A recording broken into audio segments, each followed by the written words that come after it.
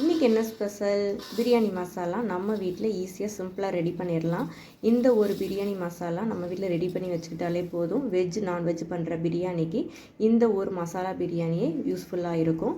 இது வந்து 1/2 kg மெஷர்மெண்ட்டில் நான் எல்லாம் கொடுத்துருக்குறேன். இதை வந்து இரும்பு கடாயில் நான் ரோஸ்ட் பண்ணி எடுத்துக்கிறேன். இரும்பு கடாய் இல்லை அப்படின்னா நார்மலான கடாயில் கூட நீங்கள் இந்த மாதிரி 1 by 1 ரோஸ்ட் பண்ணி எடுத்துக்கலாம்.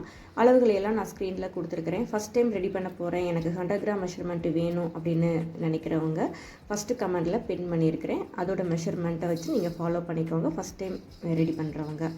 இந்த பிரியாணி மசாலா வெஜ் பண்ணுற பிரியாணிக்கும் நான்வெஜ் பண்ணுற பிரியாணிக்குமே நம்ம யூஸ் பண்ணிக்கலாம்.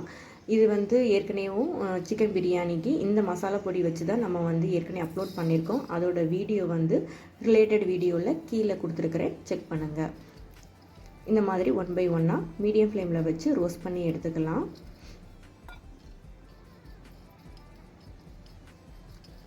இந்த மாதிரி வீடியோ பார்க்கணும் அப்படின்னா நம்மளோட சேனலை சப்ஸ்கிரைப் பண்ணிக்கோங்க.